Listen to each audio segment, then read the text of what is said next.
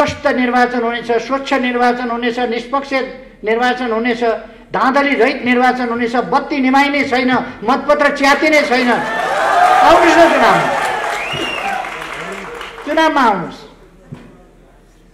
तर मतपत्र च्यात्छु र बत्ती निभाउँछु भन्ने ठान्नु भएको छ भने त्यो पनि हुन दिइने छैन। त्यो चाहिँ तयारी छ। मैले लड्नु छ भने एउटा अशक्त कमजोर रोगीसँग लड्न चाहन्न। अलिक मजबुत पाखुरा भएको बलियो राम्रै मसलदार खेल्न जानेकैसँग खेल्न मजा आउँछ। त्यसकारण सुस्वास्थ्य रहु भनेर प्रतिस्पर्धा एकपल्टको नगर्ने, प्रतिस्पर्धासँग डराउने प्रतिस्पर्धा गर्नु पर्यो भने हार्ने, हारेपछि मतपत्र च्यात्ने, त्यो इतिहासबाट आएको हो। केपी ओली चुनाव बनाउँछ। संसदीय दलको नेता चुनावबाट भएको अपमान भयो। मान पाइन मैले, त्यसैका लागि प्रयोग 64% बहुमत भएको सर्वसम्मत बहुमतको नेताले अहिले संसद विघटन भएपछि को कता छ के छ त्यो बेग्लै कुरा होला। जति बेला मैले विघटनको सिफारिस गरेँ त्यति बेला संसदको 64% बहुमतको सर्वसम्मत नेता हुँ म। त्यस हैसियतले मैले सिफारिस गरेको छु विघटन। अब त्यस्ता झस्काहरू मान्छेलाई छन्। तर त्यति बेला कुखुरा खाने स्याल थियो। कुखुरा खाने स्याल भएका बेला कुखुरा हरायो भनेर स्याल नभएपछि अब कुखुरा हराउँदैन। केपी ओलीलाई पार्टीबाट निकाल्यौँ भन्ने घोषणा गर्नु उहाँले दिएको सदस्यता हो र मलाई।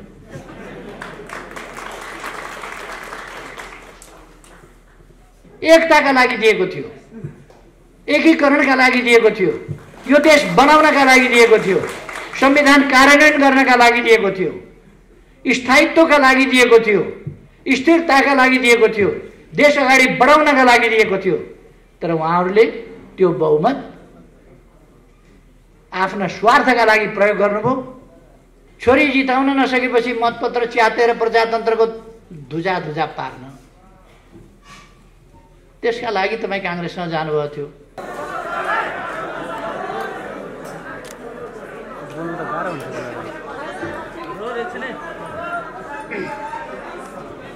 सम्पूर्ण उपस्थित साथीहरू, कमरेडहरू सबैमा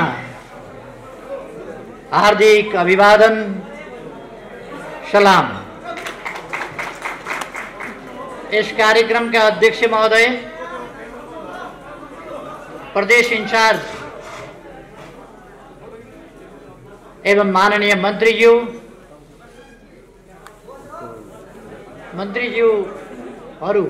अरू साथीहरू पनि हुनुहुन्छ।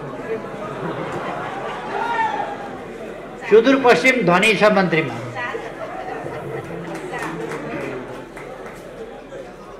अरू सम्पूर्ण उपस्थित साथीहरू,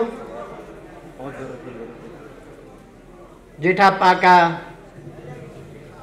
आदरणीय कमरेड नवल सिंह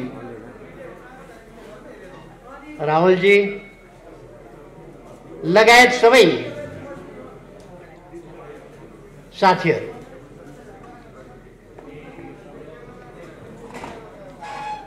धेरै कुराहरू साथीहरूले राखिसक्नु भएको छ। मैले केही कुराहरू मात्रै यहाँहरू समक्ष राख्नेछु।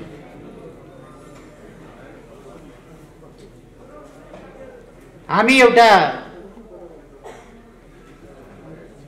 विशेष दिनमा पनि छौँ। आज तमु लोसार 2077 को दिन हो।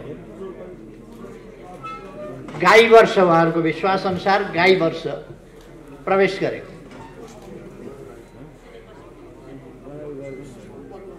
सुदूरपश्चिमको पनि पर्व हो आज, पुष 15। यी चाडहरूको अवसरमा म सबै साथीहरूलाई हार्दिक बधाई भन्न चाहन्छु, शुभकामना भन्न चाहन्छु। नेपाल बहुजातीय, बहुभाषिक, धेरै प्रकारका आस्थाहरू भएको, बहुसांस्कृतिक, अत्यन्तै सुन्दर र स्रोतले भरिएको प्रकृति, गौरवपूर्ण इतिहास, संघर्षपूर्ण जुझारु, आशावादी वर्तमान र सुन्दर भविष्य भएको यो देश हो। यस देशलाई यो ठाउँसम्म हामीले सजिलैसँग ल्याइपुर्याएका छैनौँ। हामीभन्दा अगाडिका अग्रजहरूले विभिन्न लडाईँहरू लडे, बलिदान दिए, तर परिवर्तनहरू पनि समयानुकूल ढङ्गले ल्याउँदै गए, जागरण ल्याए। मैले फेरि दोहोऱ्याइरहनु पर्दैन, नेपालमा अनगिन्ती अग्रजहरूले बलिदानपूर्ण सङ्घर्ष गर्नुभएको छ। सुदूरपश्चिमका मात्रै पनि अघि भर्खर साथीहरूले नाम लिनुभयो। बाँकावीरदेखि, दशरथ चन्ददेखि, भीमदत्त पन्तदेखि विभिन्न लडाकुहरू, आदि शहीददेखि अहिलेसम्मको जुझारु सङ्घर्षमा धेरैले जीवन दिए। यो सुदूरपश्चिम प्रदेश अलिकति पछाडि परेको थियो, अब सुदूरपश्चिम पछाडि पर्दैन। सुदूरपश्चिमको विकासका लागि हामीले बाटो समातिसकेका छौँ, मार्गचित्र कोरिसकेका छौँ। शिक्षाको क्षेत्रमा, स्वास्थ्यको क्षेत्रमा, सामाजिक विकासको क्षेत्रमा हामीले थुप्रै कामहरू, सामाजिक जागरणको क्षेत्रमा थुप्रै कामहरू गरेका छौँ। त्यहाँका विभिन्न उत्पीडनका कथाहरू अब निरन्तर रहन सक्दैनन्। ती उत्पीडनका कथाहरूलाई हामी अन्त्य गर्छौँ। उत्पीडनका कथा, उत्पीडनका प्रवृत्ति, कम्युनिस्ट पार्टीमा पनि नेता भयो भने अर्कोलाई उठ्नै नदिने, थिचेको थिचै गर्ने, थिचेको थिचै गर्ने। मैले चाहेर पनि सुदूरपश्चिमबाट अहिले 4 जना मन्त्री यहीँ बसिरहनु भएको छ। कति जानु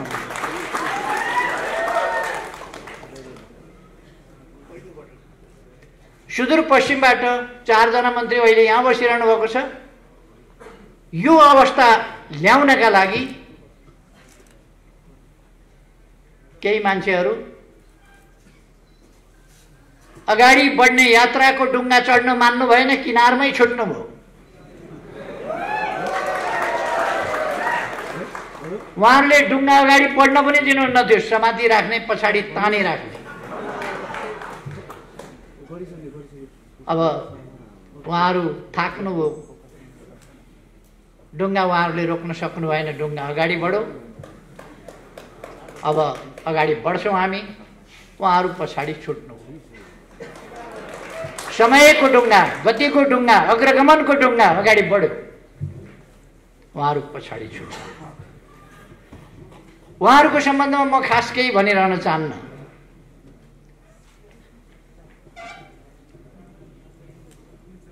उहाँहरूका जुलुसमा हिजो उहाँहरूले के नारा लाउनुभयो, कस्ता नारा लाउनुभयो, महिलाहरूप्रतिको उहाँहरूको दृष्टिकोण के रहेछ, गणतन्त्रप्रतिको दृष्टिकोण के रहेछ, गणतान्त्रिक प्रणालीको सर्वोच्च संस्थाप्रतिको उहाँहरूको मान सम्मान के रहेछ, त्यो कुरा उहाँहरूले सडकभरि छताछुल्ल छरेर जानुभयो, कतै लुक्या छैन। मैले दोहोऱ्याइरहनु पर्दैन, भनिरहनु पर्दैन। जसको ध्यान आफूमा मात्रै छ, आफ्नो पदमा छ। बोलेको भाषण के थियो? मलाई मान गरेनन्, अपमान गरे। तपाईँहरूले सुन्नुभयो? जसको ध्यानै त्यतिमा छ, अनि देशको ध्यान कसरी हुन्छ? यतापट्टि म धेरै गइरहन, उहाँहरूको धेरै टिप्पणी पनि गरिरहन्न। म खालि 2-4 वटा तथ्य यहाँहरूलाई भन्न चाहन्छु। म आज तपाईहरुको अगाडि जो उभिएको छु, नेपालमा लोकतान्त्रिक वामपन्थी र प्रजातान्त्रिक भनिएका दुईटै शक्तिहरू 17 साल पछिको निरङ्कुश दमनले क्षतविक्षत भएको अवस्था थियो। कांग्रेसहरू केही जेलमा थिए, केही प्रवासमा थिए, निर्वासनमा थिए, बाहिर आन्दोलन गर्न सक्ने हालतमा कांग्रेस थिएन। कम्युनिस्टहरू कि जेलमा थिए, कि निर्वासनमा थिए, कि टुक्रा टुक्रा भएर बसेका थिए, छिन्न भिन्न भएर। यत्रो पार्टी त्यसबेला कसैको भए त 17 सालमै राजा उल्टिन्थ्यो नि। 17 सालमै फ्याँकिन्थ्यो। लोकतन्त्रलाई फाल्ने राजा, जनतन्त्रलाई फाल्ने राजतन्त्र त्यति बेरै फालिन्थ्यो। तर जनतालाई सचेत बनाइएको थिएन, संगठित बनाइएको थिएन, आफ्ना आफ्ना पछि कुदेपछि केही पनि हुँदैन। त्यस्तो अवस्थामा टुक्रा टुक्रा शक्तिहरू, जनताको शक्तिलाई टुक्रा टुक्रा पारेको अवस्थामा 50 वर्ष अघि हामीले एउटा नयाँ आन्दोलन, नयाँ अभियान सुरु गर्यौं। सही विचारका साथ अगाडि बढ्नुपर्छ। त्यसकारण पहिले आन्दोलनका निम्ति सही विचार टुङ्गो लगाउनुपर्छ। हामीले लोकतान्त्रिक गणतन्त्रको विचार टुङ्गो लगायौं। त्यसलाई प्राप्त गर्नका लागि त्यस विचारमा केन्द्रित परिवर्तनकारी समतामूलक समाज निर्माण गर्ने विचार, त्यसमा केन्द्रित भएको सुदृढ संगठन, व्यापक संगठन आवश्यक छ। त्यसकारण हामीले व्यापक संगठन र सुदृढ संगठन निर्माण गर्ने अभियान सुरु गर्यौं।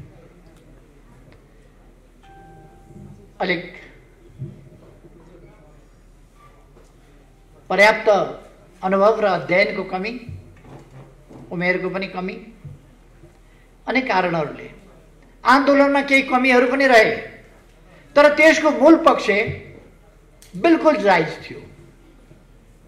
जनताको हातमा शासन भएको, जनतामा सार्वभौम सत्ता रहेको, गणतन्त्रात्मक शासन व्यवस्था हुनुपर्दछ र सामाजिक समानता सहितको, न्याय सहितको लोकतन्त्र हुनुपर्दछ र त्यो लोकतन्त्र सुशासन र आर्थिक विकासको बाटोबाट अगाडि जानुपर्दछ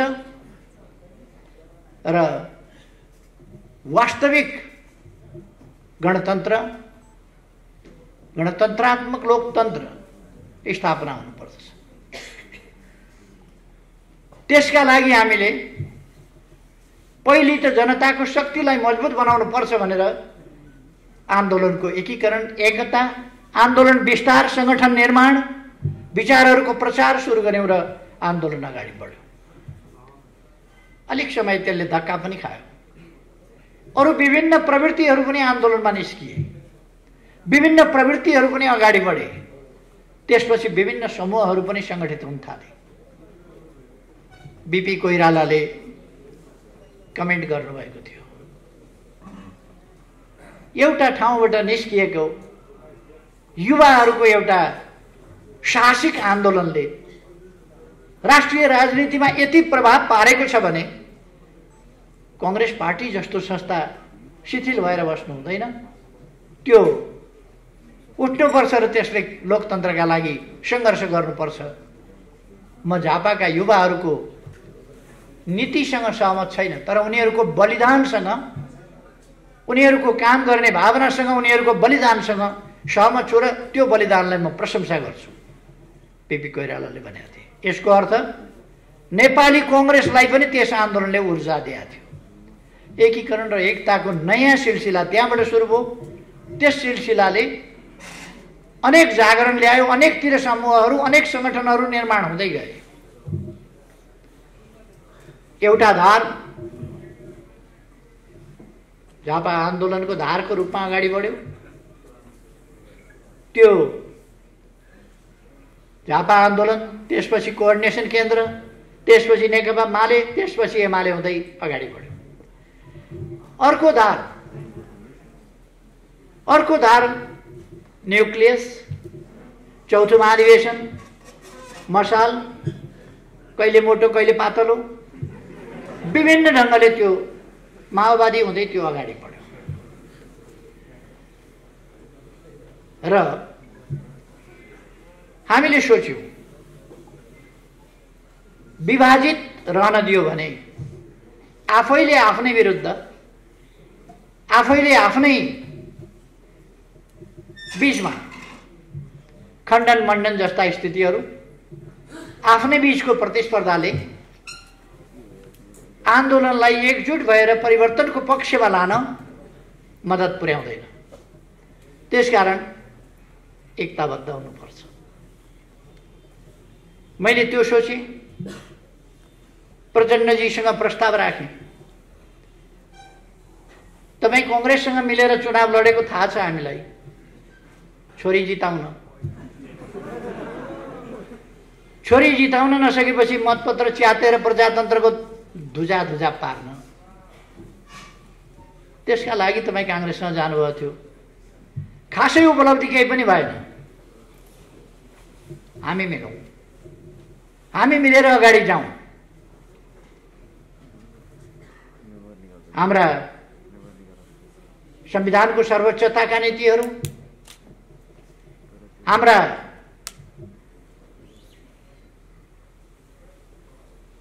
शान्तिपूर्ण संघर्षको कार्यदिशा, यी कुराहरूमा अब सहमत भइसकेपछि अलग्गै अलग्गै बसेर अलग्गै अलग्गै जानुपर्ने अवस्था छैन।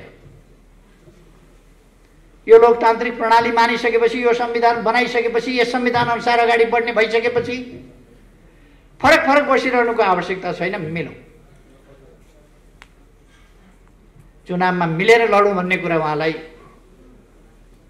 असाध्य राम्रो लाग्यो। सुनौ लाग्यो। अझ मैले भन्दिएँ, भोलि मिल्नै भएपछि 40% लिनुहोस्। उहाँलाई साह्रै सुन्दर कुरा लाग्यो, साह्रै राम्रो कुरा लाग्यो। हामीले एकताबद्ध भएर चुनाव लड्यौँ। तपाईहरुलाई थाहा छ, बहादुर भवन भनेको त्यहाँ त्यो कान्ति पथ हुन्छ, जमलभन्दा उत्तर, दरबारभन्दा पश्चिमतर्फ। त्यहाँको बहादुर भवनबाट मङ्सिर 24 गते आएको प्रतिनिधि सभा चुनावको निष्कर्ष, त्यो निष्कर्ष राष्ट्रपति भवन पुग्न फागुन 2 गतेसम्म लाग्यो। पैदल हिँडेर जाँदा 10 मिनेटको बाटो,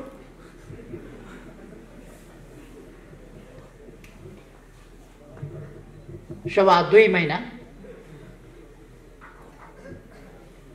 महिना लाग्यो कम्तीमा। मैले त हेरिराखेको छु के पाकिराखेको छ खिचडी। त्यति बेला पनि चुनाव मसँग मिलेर लड्ने, 40% लिएर लड्ने, कमला राम्रा मिठा ठाउँ छानी खाने, अनि सरकार बनाउन कांग्रेससँग वार्ता गर्ने र हामीसँग बार्गेन गर्ने। मलाई त 5 वर्षको प्रधानमन्त्री दिन्छु भनेको छ। लाज लाग्नु पर्ने होइन? वामपन्थी मिलेर चुनाव लड्ने, दक्षिणपन्थीसँग मिलेर सरकार बनाउने, कस्तो अचम्मको तरिका हो। त्यो छोड्दिनु। फागुन 3 गते म प्रधानमन्त्री हुँदा उहाँले मन्त्री बन्न कोही एकजना पनि नपठाएको तपाईहरुले देख्नुभएको छ। के पाकिरहेको थियो भित्रभित्र त्यो तपाई अनुमान गर्न सक्नुहुन्छ, बुझ्न सक्नुहुन्छ। जहिले पनि म मित्रताले अँगालो हाल्छु, उहाँ धृतराष्ट्रले जस्तो अँगालो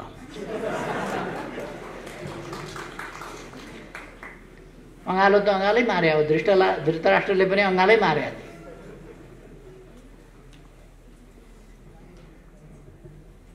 हाम्रो त्यही चलिरह्यो। उहाँको ध्यान कसरी कब्जा गर्ने, कसरी हत्याउने, त्यो मात्रै हुँदो रहेछ। मैले उहाँलाई अनेक सम्झाएँ, यो षड्यन्त्रकारी प्रवृत्ति छोड्नुहोस्, यो जाल जेल षड्यन्त्र र टिक्रमको राजनीति छोड्नुहोस्। राजनीति भनेको धोका र बेइमानी मात्रै होइन, त्यसैमा नकुद्नुहोस्।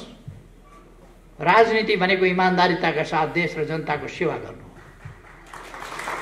त्यसमा लाग्नु। यी 3 वर्षमा मेरा डोब साबुनका धेरै डल्लाहरू खर्च भए, धेरै स्याम्पू खर्च भयो, ड्रमका ड्रम पानी, ट्याङ्कीका ट्याङ्की पानी खत्म भयो। उहाँलाई धुँदा धुँदा सम्झाउँदा साबन लायो पखालो जस्ता तस्तै, साबन लायो पखालो जस्ता तस्तै। अन्तिममा तपाईँहरूले देखिहाल्नुभयो, अन्तिममा देख्नुभयो के हुँदो रहेछ।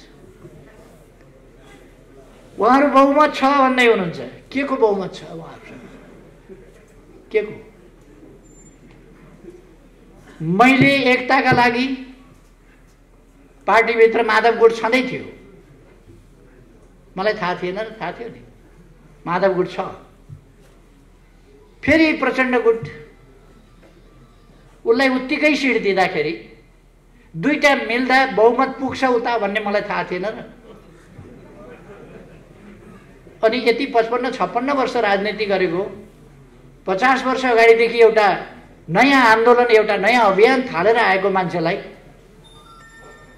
यतिका टिकडम, उनीहरूले औँलामा थुक्लाएर यस्तो गरेर सार्ने उठ्तिर पर्छ।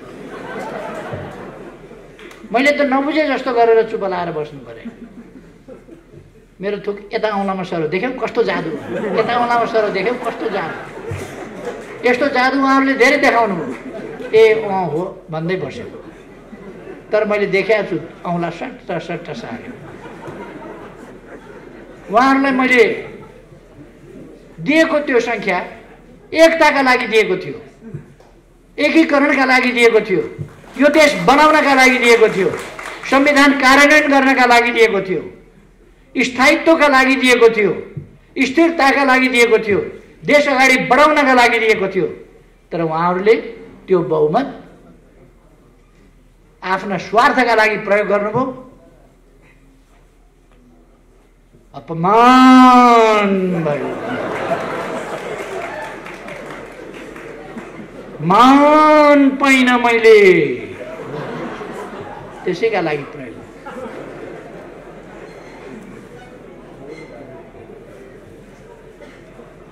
कतिपल्ट सम्झौता गर्ने? मेरो एउटा ब्रिफकेस भरिएको छ प्रचण्डसँगका सम्झौताले। कतिवटा सम्झौता गर्ने? आज सम्झौता गरौँ, भोलिपल्ट काँचै, फेरि अर्को सम्झौता गरौँ, फेरि अर्का दिन काँचै। तपाईँहरूले सुन्नुभयो होला, एक दिन आउनुभयो,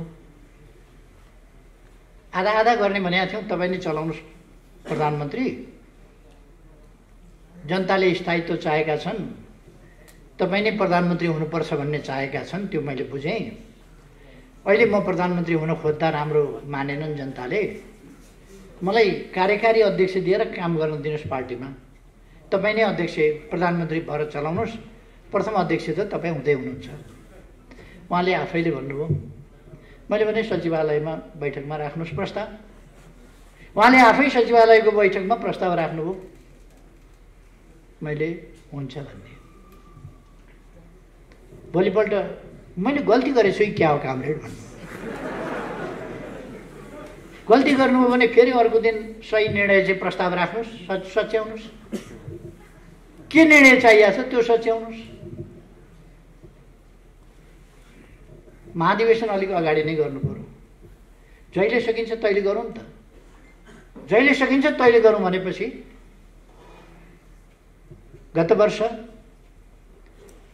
माघ 14 देखि 19 सम्म भएको केन्द्रीय कमिटीको बैठकले आगामी महाधिवेशन 77 साल चैत 25 गतेदेखि 30 गतेसम्म हुने भन्ने फैसला गर्यो।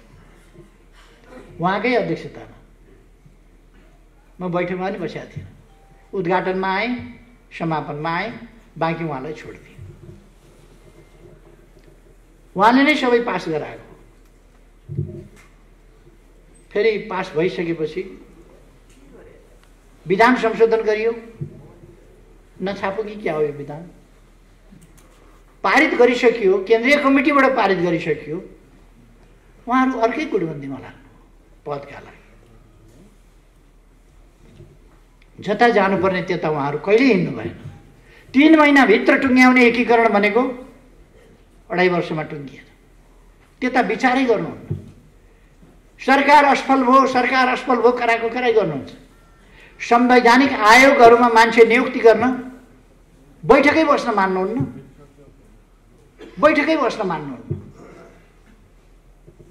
अन्तिममा मैले आजित भएर अध्यादेश निकालेँ। अब मान्छु, अब खुरुखुरु सहमति साथ गर्ने भन्नु फिर्ता लिइदिनुहोस्। मान्ने अब सहमति साथ फिर्ता लिएका भोलिपल्टबाट फेरि छैन। यसपल्ट फेरि मैले अध्यादेश जारी गर्नै पर्ने भयो। गरेपछि उहाँले कपटपूर्ण ढङ्गले भन्नुभयो, यो अध्यादेश फिर्ता लिइदिनुहोस्।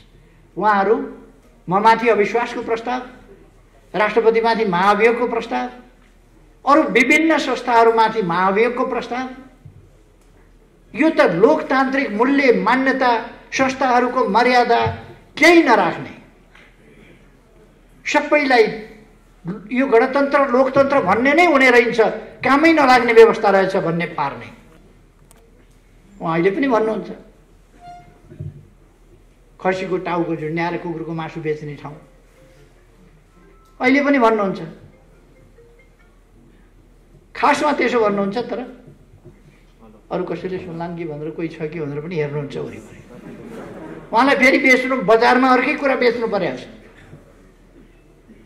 उहाँ अहिले महान शान्तिवादी देखा पर्नु भएको छ, महान परिवर्तनकारी देखिनु भएको छ, महान जनताको पक्षधर देखिन खोज्नु भएको छ। उहाँले युवाहरूलाई सेन्टिमेन्टमा ल्याएर आन्दोलनमा होमेर कतिका हात छैन, कतिका खुट्टा छैन, कति शरीरमा गोली बोकेर कसैको कम्मरको ढाडको हड्डी खुस्किएको छ, भाँचिएको छ, बिस्तारा परेका छ। त्यस्तो जिन्दगी बिताउन कति कठिन हुन्छ उहाँलाई के थाहा? उहाँ त आफ्नो पोस्टका लागि मरिमेट्नु भएको छ, आफ्ना परिवारका लागि मरिमेट्नु भएको छ। मैले धेरै भनिरहनु पर्दैन। त्यही उहाँको आत्मकेन्द्रित स्वार्थी प्रवृत्तिका कारणले उहाँ अत्यन्त देशप्रति गैर जिम्मेवार हुनुहुन्छ, जनताप्रति। हिजो आफूलाई साथ दिने साथीहरू, लड्ने बेलामा युवाहरू चाहिए। म तपाईहरुलाई सम्झाउन चाहन्छु, लोकेन्द्र बिष्ट एउटा योद्धा। कृषि गर्नुस् ठीक छ, आन्दोलनै छोडेर कृषि गर्नुपर्ने थिएन, तर त्यो योद्धाको मनै उहाँले भाँचिदिनु भएको छ। त्यसकारण कहिले कालो धान उमार्न जानुहुन्छ, कहिले ड्रागन फ्रुट उमार्न जानुहुन्छ। हिजो उहाँलाई कालीबहादुर खामहरू चाहिन्थ्यो, आज खोइ कालीबहादुर खाम कहाँ छन्? किन चाहिँदैन उहाँलाई कालीबहादुर खाम? हिजो उहाँलाई बचाउन, उहाँलाई जिताउन ज्यान दिने हजारौंका परिवारको के अवस्था छ? ती बेसहारा भएका बाआमाहरूको अवस्था के छ? उहाँलाई चिन्ता छ। टुराटुरी भएका केटाकेटीहरूको उहाँलाई चिन्ता छ। उहाँका परिवारका नाता गोता म धेरै केही भन्न चाहन्न। तपाईहरु आफैले देख्नु भएको छ, भोग्नु भएको छ, म धेरै केही भन्नु छ। माधव नेपालजीको सम्बन्धमा त मलाई खास टिप्पणी नै गर्नु पर्ने छैन, किनभने उहाँ प्रचण्डको एउटा मामुली कार्यकर्ता हो। उहाँ कार्यकर्ता हुन जानुभएको छ। मलाई पदको लोभ छैन, म अरू जस्तो पद लोभ होइन, तर मलाई उधार हुँदैन, नगदी हात उधारोमा पत्याउँदिन, हाती चाहिन्छ नगद। नगद के रहेछ भने त द्वितीय अध्यक्ष। द्वितीय एउटा खास परिस्थितिमा हामीले दुईटा अध्यक्ष बनाएका थियौं। एमालेको अध्यक्ष, माओवादीको अध्यक्ष, दुईटा मिलाएर अध्यक्ष बनाएका थियौं। दुईटा अध्यक्ष त्यसरी हामीले आन्दोलनलाई एकीकृत गर्नका लागि, आन्दोलन फुटाउन पनि दुईटा तीनटा अध्यक्ष चाहिन्छ, जुटाउन पो हामीले बनाएका थियौं त, फुटाउन पनि दुईटा तीनटा अध्यक्ष किन चाहियो? तर मन भनेको अचम्मकै हुँदो रहेछ। न सभापति हुन पाउने हो, सभापति पनि प्रचण्डले चलाउने हो, छेउमा बस्न पाएकै थियो, फेरि सभापति अध्यक्ष नै नहुने किन हो त्यो चाहिँ मैले बुझाएको छैन। उहाँको बारेमा म कुनै कमेन्ट गर्दिनँ, बिचरा दुखी मनमा हुनुहुन्छ, दुखी मन, उहाँको मैले खास कमेन्ट गर्नु छैन। अलिक पछि समय कति लाग्छ म भन्न सक्दिनँ। उहाँहरू हुन त उहाँहरूले वैशाखबाट ओली सिद्धियो भन्नुभएको छ। उहाँहरूको भविष्यवाणी कस्तो नमिल्ने खालको गर्नुहुन्छ भने पोहोरमा बिमारी परे अब मरिहाल्छ भन्नु, त्यो पनि मिलेन। पोहोर परारे म बिमारी परे, ब्याङ्कक गएँ उपचार गराउन, काठको बाकसमा फर्किन्छ भन्नु, म त प्लेनको सिटमै बसेर आएँ। अस्ति म आकस्मिक रूपमा इन्फेक्सन भयो, अपरेसन गर्नु पर्यो। अपरेसन कहिले कहिले जटिल हुन्छ, अब गयो भनेर खुसी हो।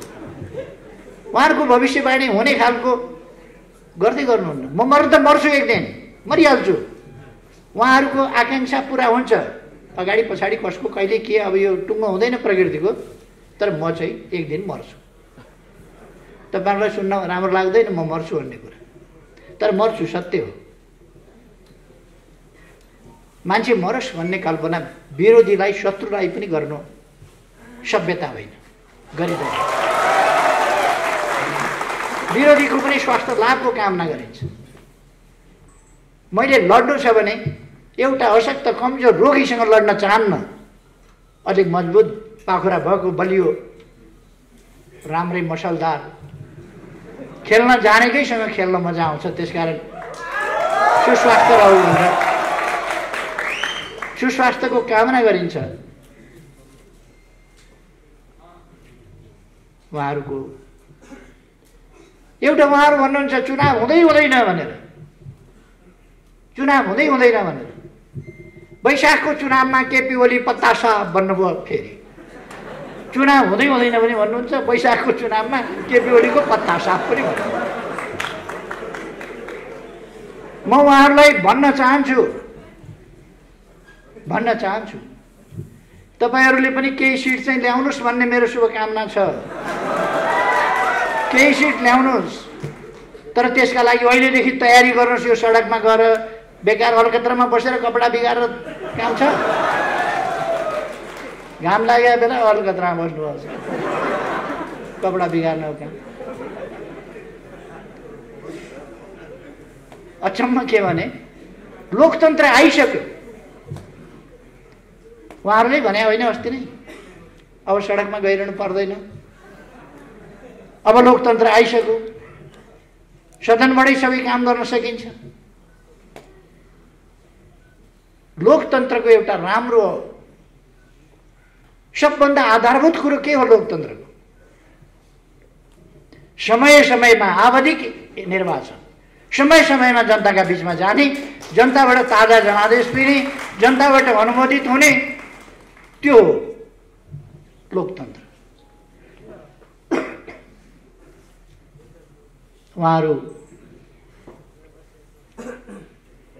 परपर भित्तो हान्नुहुन्छ सिङौरी खेलेर, वहीँ खोस्रिनुहुन्छ, नजिकै आएर भिड्न डराउनुहुन्छ। परपर सिङौरी खेल्न सजिलो छ, उहाँहरू सिङौरी खेलेर हिँड्नुहुन्छ। कहिले माइती घर मण्डला, कहिले प्रदर्शनी मार्ग, सिङौरी खेलेर हिँड्नुहुन्छ। एक्लै सिङौरी खेल्दाखेरि कुनै खतरा हुँदैन, राम्रो छ। चुनावमा भिडेका बेला उहाँहरूलाई थाहा हुनेछ, जनताले मतदान गरेका बेला थाहा हुनेछ। मेरो सुझाव छ केही सिट तपाईँहरू पनि जित्नुहोस्, जित्नु छ भने अहिलेदेखि चुनावको तयारीमा लाग्नुहोस्। उहाँहरू हल्ला गरिरहनु भएको छ कराएर। संसद पुनर्स्थापना हुन्छ, संसद पुनर्स्थापना संविधानले मिल्दैन। संविधानले मिल्ने भए पुनर्स्थापना हुन्थ्यो, संविधानले मिल्दैन। 64% बहुमत भएको सर्वसम्मत बहुमतको नेताले, अहिले संसद विघटन भएपछि को कता छ के छ त्यो बेग्लै कुरा होला। जति बेला मैले विघटनको सिफारिस गरेँ त्यति बेला संसदको 64% बहुमतको सर्वसम्मत नेता हुँ म। त्यस हैसियतले मैले सिफारिस गरेको छु विघटन। अब बाँकी 36%मा विकल्प बन्छ। विकल्प भनेको बहुमत चाहिन्छ, विकल्प भनेको 51% चाहिन्छ। त्यहाँ 51% बिना सरकार बन्दैन। सरकार बन्ने विकल्प छैन भने संसद पुनर्स्थापना के का लागि हुन्छ? अस्थिरताका लागि, तमासाका लागि हुन्छ। संसद पुनर्स्थापनाको सम्भावना छैन। कतिले भन्छन् फेरि संविधानले होइन, हाम्रा कतिपय वकिल साहबहरू पनि संविधानले होइन राजनीतिक आग्रहवश भन्छन्। संविधानमा विघटनको कुरै देखाएको छैन मात्र। धारा 76 को उपधारा 7 मा प्रधानमन्त्रीको सिफारिसमा राष्ट्रपतिले प्रतिनिधि सभा विघटन गर्नेछ र नयाँ निर्वाचनका लागि मिति तोक्नेछ। नयाँ मिति तोक्ने कुरा राष्ट्रपतिले तोक्ने त्यसमा व्यवस्था छ। 5 वर्ष अगाडि संसद विघटन हुनै सक्दैन भन्नुहुन्छ उहाँहरू। धारा 85 ले भन्छ अगावै विघटन भएमा बाहेक संसदको अवधि 5 वर्षको रहनेछ। अनि राजनीतिक आग्रह देखाएर हुन्छ? संविधानमा के व्यवस्था छ हेर्नु पर्यो, दुनियाँको अभ्यास के छ हेर्नु पर्यो। बेलायतमा लिखित संविधान छैन, तर अस्ति भर्खर संसद विघटन भयो, निर्वाचन भयो। निर्वाचन हुँदैन। संसदीय प्रणालीमा प्रधानमन्त्रीको प्रेरोगेटिभको रूपमा यसलाई मानिन्छ। अब चुनाव हुँदैन के किन हुन्छ? बर्बाद हुन्छ, संविधान जान्छ, व्यवस्था जान्छ, गणतन्त्र जान्छ। तपाईहरु भन्नुहोस् त, के संविधान जान्छ चुनाव गर्दा? चुनाव गर्दा गणतन्त्र जान्छ? चुनाव गर्दा लोकतन्त्र जान्छ? केही पनि जाँदैन। चुनाव गर्दा लोकतन्त्र मजबुत हुन्छ, जनताले आफ्नो ताजा फैसला दिन्छ। र साथीहरूलाई म भन्न चाहन्छु, तपाईहरु ढुक्कले यो देशलाई अन्धकारमा पर्न नदिने, अलमलमा फस्न नदिने शक्ति हामी हौ। हामीले अलमलमा फस्न दिनु हुँदैन। हामी नभएको भए, म तपाईहरुलाई भन्न चाहन्छु, हामी नभएको भए संविधान बन्दैन थियो। तपाई हामीले देखाएको छैनौं कसरी हामी अड्नु परेको थियो, कसरी हामीले अरूलाई अड्याउनु परेको थियो। हामी यदि हामी नभएको भए नाकाबन्दीको सामना डटेर कसले गर्न सक्थ्यो? कसैले पनि गर्न सक्दैन। नेपाल एउटा सार्वभौम सत्ता सम्पन्न स्वतन्त्र राष्ट्र, तर यो देश एउटा देशबाट घेरिएको थियो भूपरिवेष्टितका नाउँमा। अर्कोतिर पनि छिमेकी छ, त्यताबाट बाटो खोल्न सकिन्छ, त्यताबाट बन्दरगाह प्रयोग गर्न सकिन्छ, त्यताबाट पनि समुद्रमा जान सकिन्छ। विश्वसँगको जमिन मार्फतको सम्बन्ध हाम्रो त्यताबाट पनि हुन सक्छ। हामी नहुँदा त्यो काम, इतिहासमा नेपाल यहीँ थियो, चीन त्यहीँ थियो, भारत त्यहीँ थियो।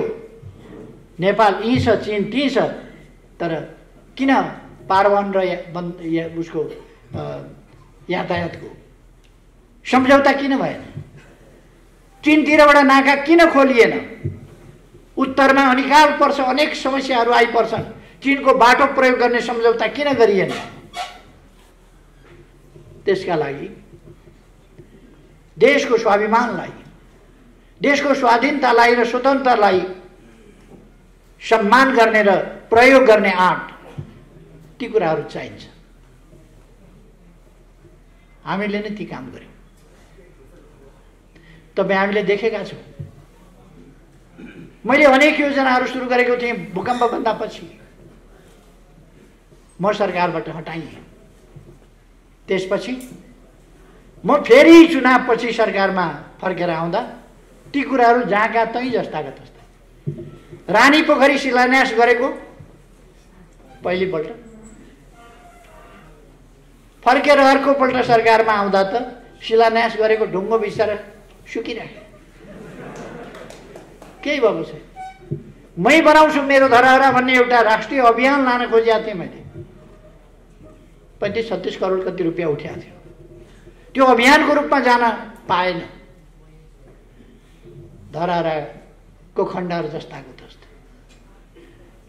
अब केही महिनापछि साथीहरू 22 तला माथि चढेर धरहराबाट काठमाडौँ सहर घुमिघुमिकन हेर्नुहोस्, आनन्दले हेर्नुहोस्, घुमिघुमिकन काठमाडौँ। हाम्रो इतिहासदेखिको धरहरा, उहिलेदेखिको धरहरा पटक पटक भत्कियो। अब नभत्किने गरी बनेको छ धरहरा, अब भत्किँदैन। लोकतन्त्र पहिले खोसियो, मान्छेहरूलाई अलिअलि झस्को छ। 17 सालमा लोकतन्त्र खोसियो, पछि 59 साल, 58 साल र 61 सालमा लोकतन्त्र खोसियो। त्यस्ता झस्काहरू मान्छेलाई छन्, तर त्यति बेला कुखुरा खाने स्याल थियो। कुखुरा खाने स्याल भएका बेला कुखुरा हरायो भनेर स्याल नभएपछि अब कुखुरा हराउँदैन। त्यसबेला राज संस्था थियो, अब राज संस्था छैन। त्यसकारण यहाँ कसैले खोज्न सक्दैन। अर्को कुरा, त्यसबेला जनता पर्याप्त सचेत थिएन, जनता त्यति सङ्गठित थिएन, जनता त्यति एकजुट भएर आन्दोलनमा उत्रिन सक्ने अवस्था थिएन। त्यसै कारण लोकतन्त्र खोसिन्थ्यो। अब जनता सचेत छ, सङ्गठित छ,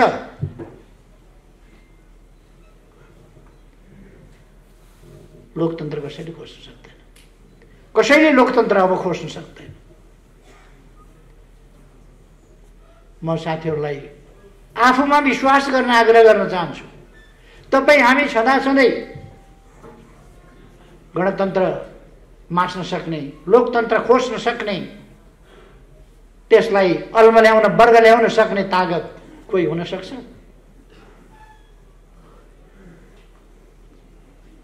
म धेरै कुरा केही भनिरहन आवश्यक देख्दिन। अहिले मैले केही पूर्वानुमान धेरै गर्नु पनि छैन।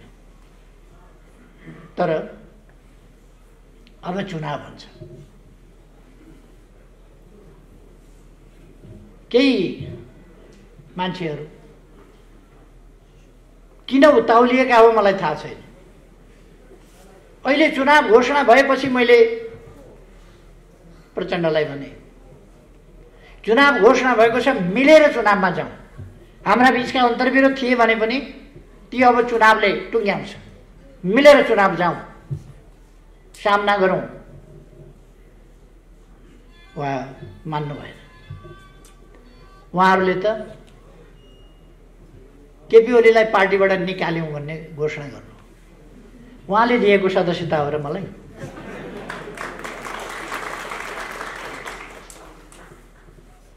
म जेलमा हुँदा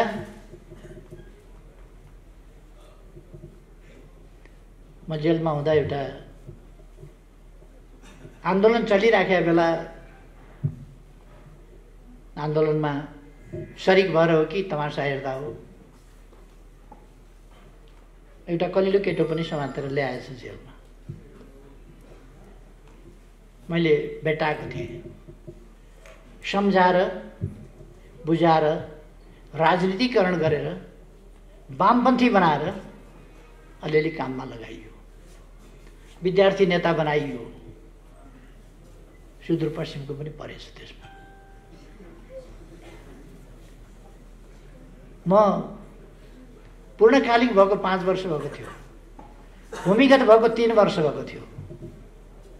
मोरङ आउँदा विराटनगरमा महेन्द्र मोरङ कलेजमा पढ्दै गरेको एउटा विद्यार्थी भेटेँ। इमान्दार विद्यार्थी, राम्रो सहयोगी भावनाको विद्यार्थी भेटेँ।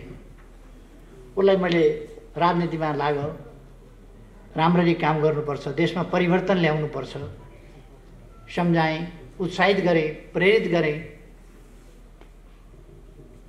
त्यो मान्छे त्यसको 1-1.5 वर्षपछि राजनीतिमा सरिक भयो। पहिले इमान्दार थियो, सोझो थियो त्यो मान्छे, पछि ब्याङ्कमा काम गर्ने मान्छे। त्यसो भएर आदत के बनेछ भने उधारो हुँदैन। पछि कपट पसेछ मनमा, पहिले जस्तो छैन त्यो मान्छे।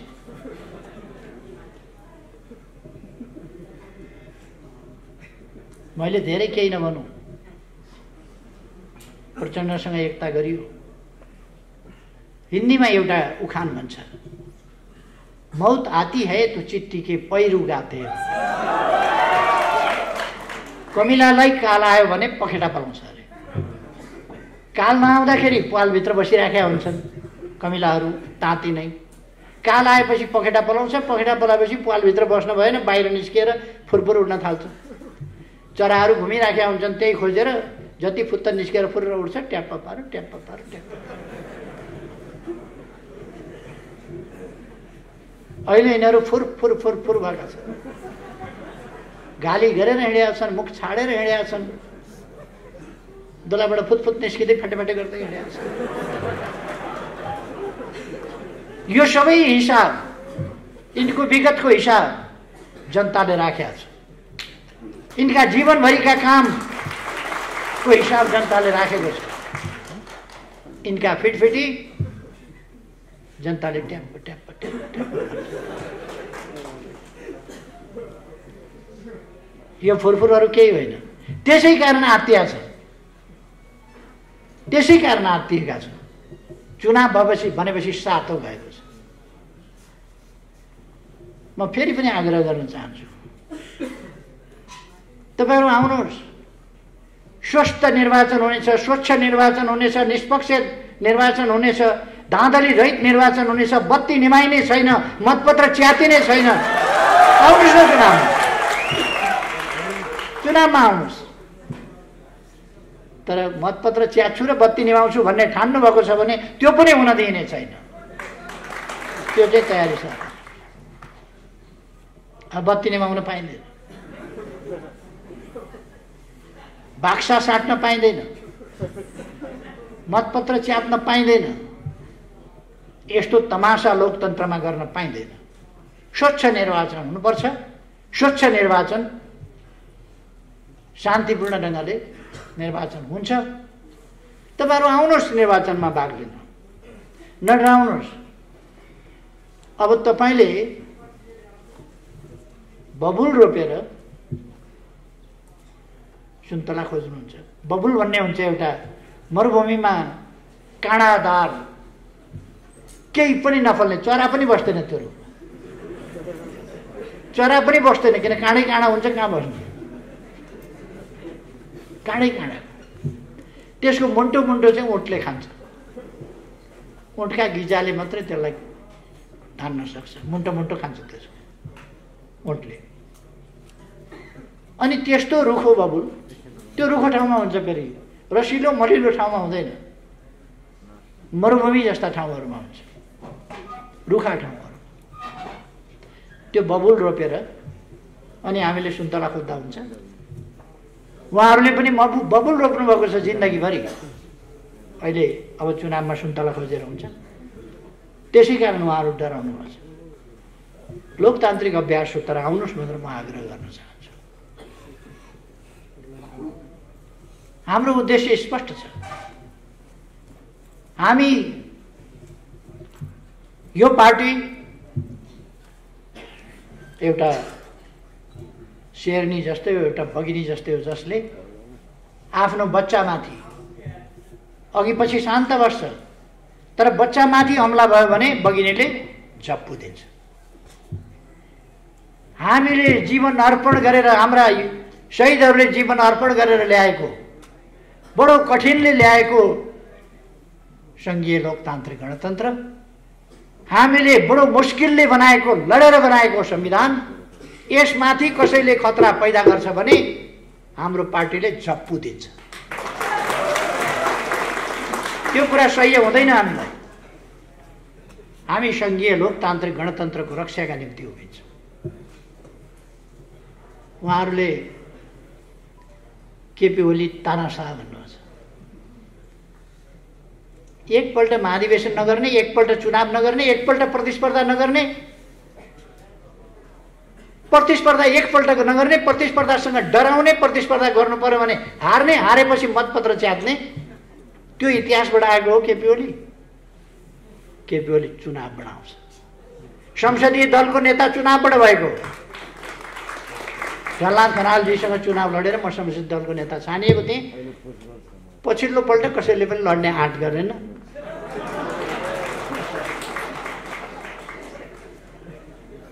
माधव नेपालजीसँग 9औं महाधिवेशनमा चुनाव लडेर अध्यक्ष भएको हुँ। म आँखा देख्दैन थिएँ, ठिक हो, त्यस बेला आँखा देख्दैन थिएँ, मेरो आँखामा फुलो परेको थियो, दुईटै आँखामा औषधिको कारणले। त्यो हटाएपछि ठिक हो। उहाँहरूले प्रचार गर्नुभयो, यो आँखा पनि देख्दैन। उहाँहरूले प्रचार गर्नुभयो, यो हिँड्न पनि सक्दैन। हो, म हिँड्न सक्ने थिइनँ, दौड्न सक्ने थिइनँ, तर देश चलाउने भनेको दौड प्रतियोगितामा अगाडि जानेले देश चलाउने हो र?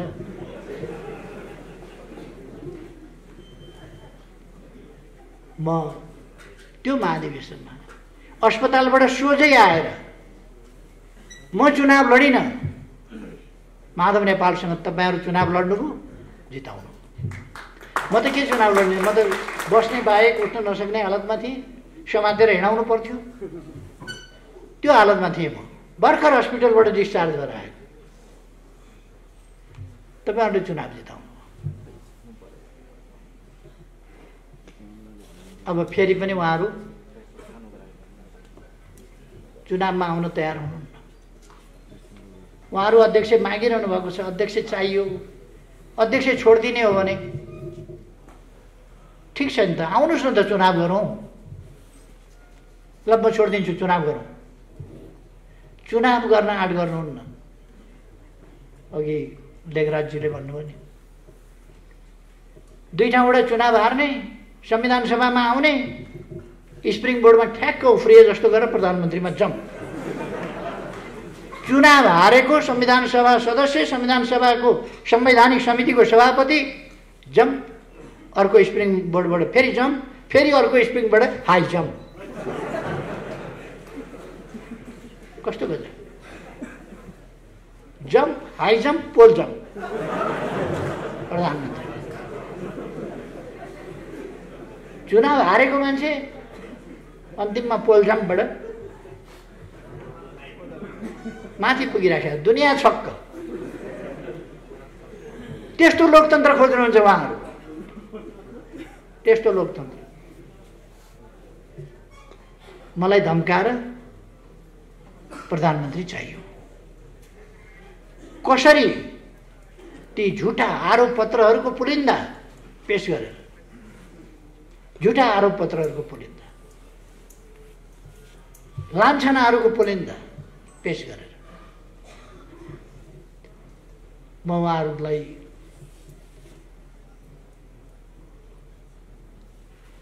कुनै लान्छना लगाइरहन चाहन्न, किनभने कसैले नदेखा भए पो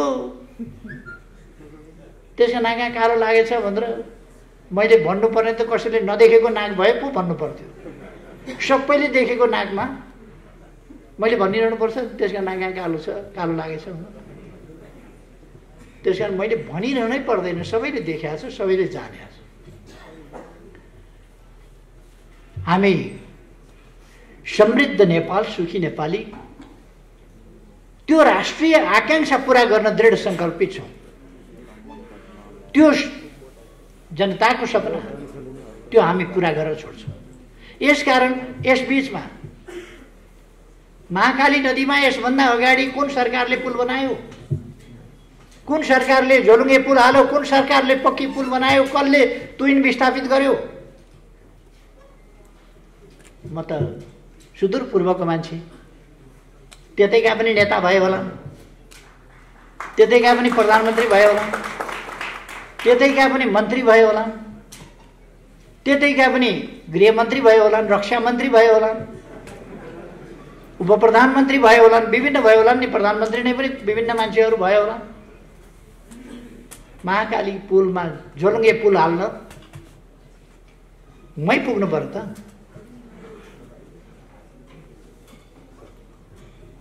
अनि विभिन्न बाटोहरूको सञ्जाल बनाउन, बाटाहरू विस्तार गर्न उहिलेको थियो भन्ला। गफ गर्नलाई त कति सजिलो रहेछ। हिजो झलनाथ खनालजीले भाषण गर्नुभयो नि, धराहरा केपी ओलीले बनायो भन्छन्, नचाहिने कुरा केपी ओलीले बनाएको हो र इन्जिनियरले बनाएको हो।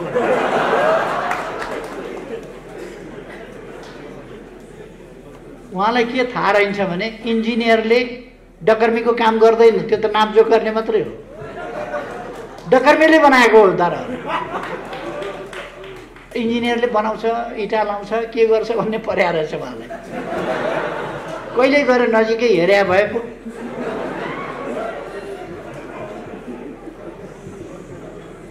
त्यो कसले काम गर्छ भनेर हेर्नु पर्यो नि, त्यो थाहा पाउनु पर्यो नि।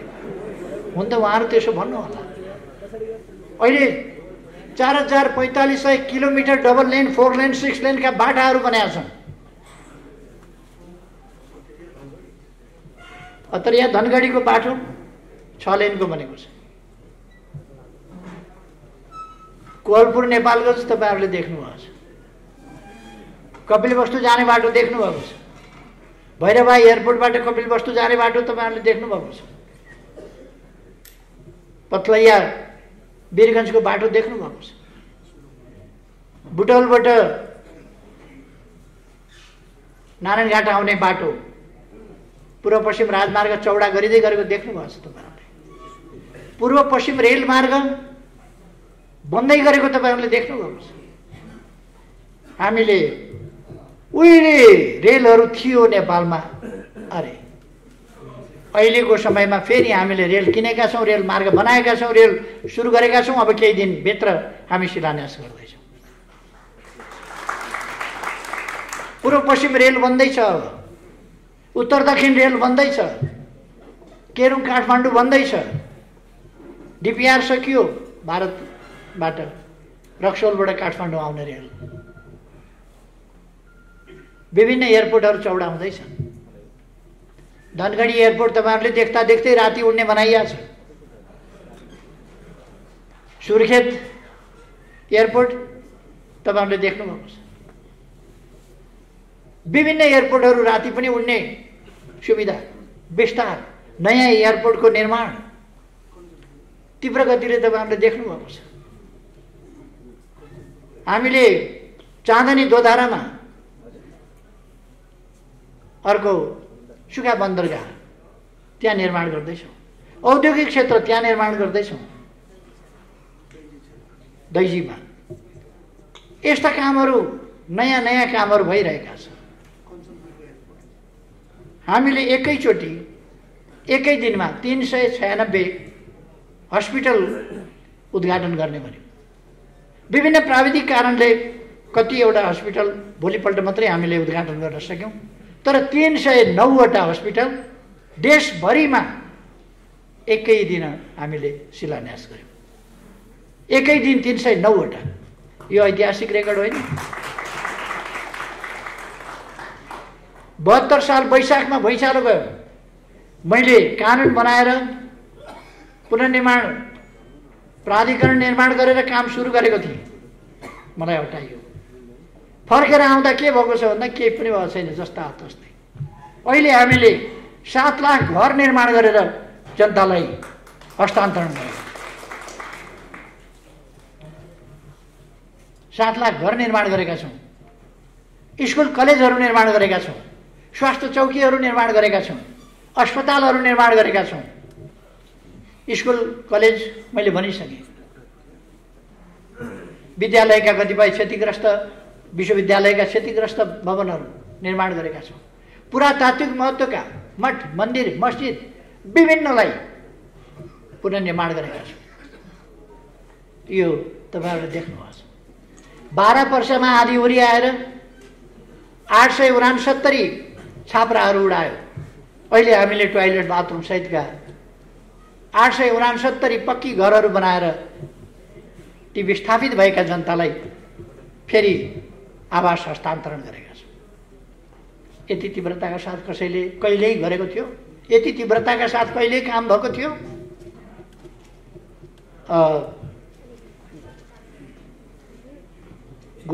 कोभिड-19 यहाँ मात्रै आएको होइन। हामी विकट परिस्थितिमा छौँ। यहाँ मात्रै आएको होइन, दुनियाँमै आएको। तर हामीले मृत्यु दरमा कमी, फैलिन नदिने प्रयास, एउटा टेस्ट गर्ने अवस्था थिएन यहाँ सुरु हुँदाखेरि। अहिले 68 ठाउँबाट एकैचोटि 25,000 को परीक्षण एकै दिनमा हुन्छ। त्यो स्थिति हामीले बनाएको छौँ। अहिले नियन्त्रण गर्दै मृत्यु हुनेको सङ्ख्या पनि घटेको छ, सङ्क्रमण हुनेको सङ्ख्या पनि घटेको छ र निको हुनेको सङ्ख्या चाहिँ बढेको छ। त्यो यहाँहरूले देख्नुभएको छ। दिनैपछि यो रिपोर्टहरू आइराखेको छ। त्यसकारण म भ्रममा नपर्न साथीहरूलाई आग्रह गर्न चाहन्छु। हामी काम गर्नका लागि सरकार बनाउने हो, काम गर्नका लागि सरकारमा जाने हो र देश विकास गर्ने हो भने, काम गर्ने हो भने हाम्रो नेतृत्वको सरकार चाहिन्छ, हाम्रो पार्टीको सरकार चाहिन्छ। यो कुरा हामीले जनतालाई बुझाउनुपर्छ। हामीले भ्रम पाल्नु हुँदैन। रामले लङ्कामा एउटा परिस्थितिमा बानर जातका मानिसहरूलाई लिएर लडाइँ गरेका थिए भनेर बाँदरले नै के न गर्ने रहेछ भन्ने ठान्नु हुँदैन। बाँदरले कुनै घर बनाउँदैन, बनायो कि भत्काउँछ, बनायो कि भत्काउँछ। कतिवटा भत्काइयो अघि लेखराजजीले भनिसक्यो। बनाउने काम गर्दै गर्दैन, भत्काउने काम गर्छ। अब बाँदर लिएर बस्ती बसाउँछु भन्ने ठानेको कहाँबाट हो? बुरुको उठ्यो फेरि अर्का। तपाईँले रुखका हाँगामा बसेर बिचरा दुःख पाएछ भनेर घरमा ल्याउनु भने बस्छ? बल्लुको निक्लिन्छ भागेर कोही रुखका हाँगा। त्यो मती हो। तपाईँ हामीले अब आन्दोलनलाई जोगाउनुपर्छ, आन्दोलन जोगाउन पार्टी जोगाउनुपर्छ, हाम्रा उद्देश्यहरू जोगाउन र सफल पार्नका लागि पार्टी जोगाउनुपर्छ, पार्टी विस्तार गर्नुपर्छ, पार्टी फैलाउनुपर्छ। म साथीहरूलाई त्यही आग्रह गर्न चाहन्छु। र यत्रो साथीहरू, यत्रो विघ्न नेताहरू अब आफ्नो ठाउँमा अगाडि बढ्दै हुनुहुन्छ, आफ्नो ठाउँमा फर्किँदै हुनुहुन्छ र एउटा अभियान सञ्चालन गर्दै हुनुहुन्छ। तपाईँहरू यी कहाँबाट, ककसका लागि, केका लागि कुदेका मान्छे हुन्, कुदाइएका मान्छे हुन्।